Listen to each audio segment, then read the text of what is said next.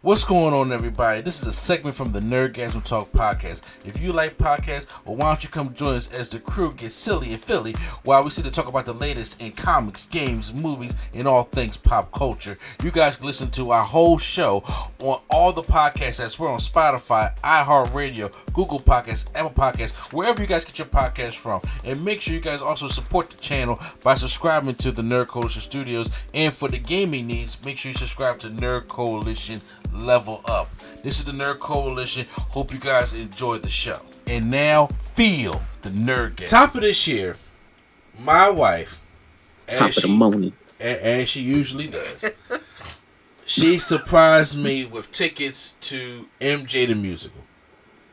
Now, one, I have no problem with musicals. And two, I love MJ. Come on now. And usually what happens is when a musical is done in Broadway, and they are about to, they usually take it on the road. That's what happened to Hamilton. That's what happened to Lion King. That's what happened to Aladdin. And usually, not all the time, but usually when they start going on tour, Philly is 90 minutes, 2 hours away. Mm-hmm. So they be coming to Philly and be giving us these shows. And I'm like, but now we usually get the road crew. We don't get the main Broadway crew because from MJ the Musical, a brother by the name of Miles Frost plays MJ, and I heard he is immaculate. Okay, I heard he was great, and I actually looked up some interviews of him, and I seen some of the clips of him. He is really good. He is really good, and we didn't get Miles Frost. The person that we got that was playing MJ on the road, his name was Jordan Marcus. That we got, and I had to say he did an excellent job. Also, he did a really good job. Yeah. Now, the first thing I thought was like, MJ the Musical. What are we just going to be going in sequence and just singing MJ songs? But I'm like, what's the story here? Because every musical, even though it's a musical, it does have a storyline that is following. Yeah. So I was really lost, and I was like, I'm gonna go here. I want to enjoy it probably regardless, but I'm like, what is it going on? And then they went and so this takes place, for those who have not seen MJ the Musical, Michael is getting ready for his Dangerous World Tour. And in the process of getting ready for the Dangerous World Tour, that he gets, during his rehearsal, there's some people that come in there that want to interview him about, things that's been going on. This is back in 91, 92 type thing, that they want to interview him about, obviously, the rumors and stuff that's been going on. But MJ kind of lets them in, and he sits there and talks to them about his life up to that point. Mm-hmm. So that's how the story goes. And then you have, when it comes to different scenes, there are 3 different MJs in this musical. There is Jackson 5 MJ, it's played by a little kid. I have the playbill up here. Saying. Yeah, I don't have. There's the bag right there. Oh, you're right. Yeah. Let's see. Then we have that off the wall. It's like teenage MJ going into off the wall thriller. That's all one MJ. Yeah. And then we have the Dangerous era MJ. That's how the 3 MJs that we have. And throughout the whole musical. I don't know if anybody saw it. I don't know if it's really like spoilers or nothing like that though. But he talks about his life. But here's the thing where I think it's interesting. As his life is going on, the songs that fit that moment in his life is the songs that are played. Yeah, so it's not in chronological order. It's not in chronological order, which I thought was like that's pretty dope. That's just unique. So there are times that that. Baby Michael or Off the Wall Michael is singing stuff that is not even part of that era, but it fits what's going on in the story. And I thought that was really good. And once again, if you're gonna do Michael, you're gonna do the music, but you gotta do the dancing, right? Yeah. You gotta do the dancing. How is the dancing going to be?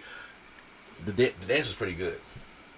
I thought, from what the stuff that I saw the ones, especially the ones that's playing the 2 adult MJs. I thought they really did a good job. My personal opinion of trying to bring that character to life, but not only that. One thing that Jordan Marcus did that I like is even in the musical, he found ways to make us laugh and to bring some of that MJ personality to it, not just be able to sing and dance.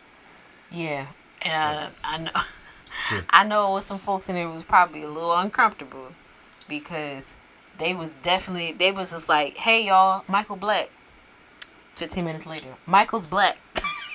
Oh yeah, so 30 minutes later, forgive me, we forgot to tell you, Michael was black. Absolutely. I was like, oh, okay. I see where we're going here. Something that would make you flow very happy. I'm sure. But yes, I'm like, they had a lot of Joe in there. The white folk don't care about you. They ain't coming to see you. You know, he was giving the bars. Yeah, they was because I was reading some of the, critics and stuff like that, review stuff like that, and then I've seen words as used like, preachy. And that's very funny because I was like, I don't feel like anything in this came off as preachy. As a black person who has had these conversations with the elders in my house. Yeah. This is our life. Like, what are you talking about? Because along with the review out here, Q, we also explained this to you also. I do think that when it comes to the play, they were, in our eyes, unapologetically black in the play, right? Mm-hmm. Mm-hmm. And I do, and like I was telling Lady Sketch when we left the play, I said, there are, and it ain't all of them. It's they reaffirm that it ain't all of them. It's be honest with you, when it comes to MJ fans, it ain't really a lot of them. But there are a lot of white folks who just take MJ as theirs, and they do be forgetting a lot of times because they were like, "Hey, I was a fan of MJ from '95 on down," Mm-hmm. and don't keep forgetting that this was a black guy here. Or they like the Jackson 5 stuff. Yeah. Because Motown music was made to be, like, the whole idea of Motown was for it to be palatable and have crossover appeal. Yes. And then, but when you get into, like, Off the Wall and Thriller, and he starts stepping more into what would be considered solidly R&B records. Disco and stuff like that. Yeah, and disco, which was not, as much as we listen to it now, back then was it was taboo. It was a fad. It was really a fad. But now it is considered. It's been packaged as also R&B. Yeah. And so when he came back around to that, when he was doing like, You Rock My World and 2,000 Watts and Butterflies, and everybody's just like, what is this? R&B. That part that everybody conveniently is just like, I really wasn't checking for the Off the Wall album besides Don't Stop Till You Get Enough. Or they even play I Can't Help It in here. That's one of my favorite MJ songs. Yeah. Or the New Jack Swing part of Dangerous. Yeah. Because I know there are plenty of folks who don't watch the Remember the Time video because, to us it's like, oh, it's iconic. It had all these people in it. John Singleton directed it. But, it's not like a huge Give me hit. that Macaulay Culkin black and white. It's not a huge hit. It's not debuting on Fox in prime time like Black and White. Yeah. So I think that seemed to be the idea, to be like, listen, despite the fact that what a lot of people had to say, Michael was very unapologetically black, and that was the message they seemed to be trying to get across. And I was like, I know from some of the dialogue in here, it's going to rub some folks the wrong way, as you saw in the reviews. But I mean, hit dog or holler. That's what my grandma used to say. So yeah.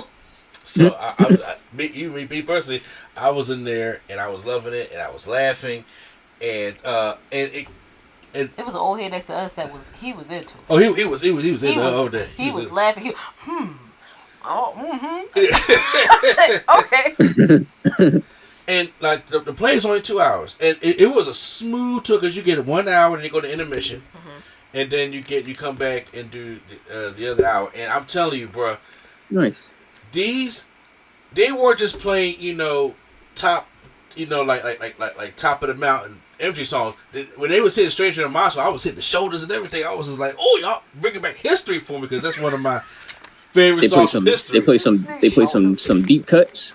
Yeah. Like I said, they had what was the one that was kind of that I wasn't expecting them to do? Keep the Faith. I didn't expect. Yes, which is from the Dangerous album. Yes. Yeah, but that's an underrated hit that that nobody really talks about. They Keep the Faith. They was doing I Can't Help It. They did Stranger in Moscow. They also did I'm trying to think of some other underrated. It tells you right here what the songs were. Oh, the songs. There's a song list in alphabetical order in here. In the playbill. Yeah. So I'll let you know when I get to it. Oh yeah. No. Oh, here we go. Okay. So they did Too Bad, ABC, Another Part of Me, Bad, Beat It, Billie Jean, Black or White, Blame It on the Boogie, Can You Feel It, Climb Every Mountain, Dancing Machine, Don't Stop Till You Get Enough, Earth Song, Ease on Down the Road, which we kind of sped past the Wiz, so I was like, we did kind of speed past the Wiz a little bit, yeah. We really like we skirted past the Wiz. How they do Dancing Machine? Was it good? Can I? You go ahead. Okay, so I knew it's hard to replicate a micro robot, right? It is. Mm-hmm. To be fair, I meant more so the singing, but go ahead. Oh, okay. Well, I mean, it's okay. That's a good question though, because the thing is, all these songs are performed, but they're not performed in the standard way that you hear from the album because it's theater. Yeah, it's like a musical. So it's a musical. So right. they're doing it a different way. They're adding stuff to it. I thought Dancing Machine was fine, and I liked it from the angle that I got to see it at.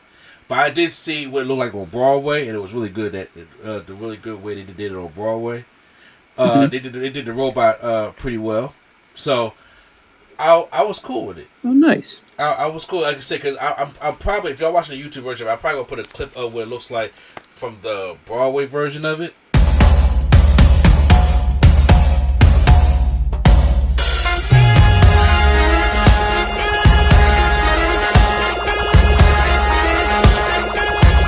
And I thought they gave a little snippet there. It looked pretty. It looked really, really good.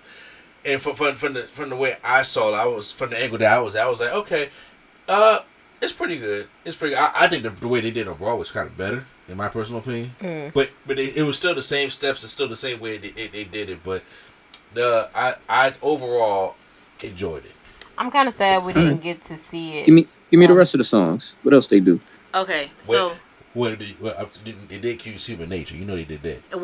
That's next. That's what I was waiting on. All right. Yeah. I don't need the rest of the list. They did. Oh God. So y'all know that's my song. Yeah. They did all the. Let's just say they did all the hits, like the Jackson 5 hits you think of when you think of the Jackson 5. They did those. They did Michael's big hits, but they also did like She's Out of My Life. Like he was saying, they did Stranger in Moscow. They Don't Care About Us. They ain't do Heal the World, did they? No, we did Earth Song there. They did Earth Song, not Heal the World. All right. And they did Man in the Mirror. Boy, that put somebody to sleep. Yeah.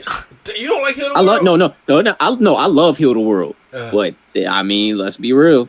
If we just sitting there, we might, get a nice little. That's like.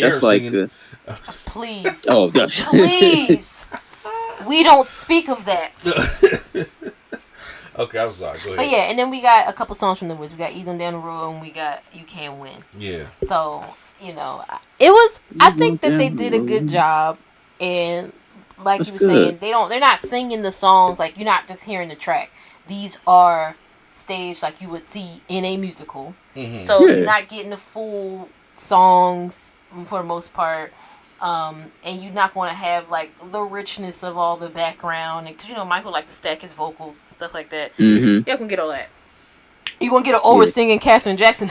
Oh, okay. So I was about to say it's a concert. I mean, it's not a concert, so yeah. They can't do the So the people that played his parents, we had Catherine Jackson. And who it's funny because I was just watching this is only going to be for, I'm letting y'all right now unless y'all seen it. This is a thing between me and my wife.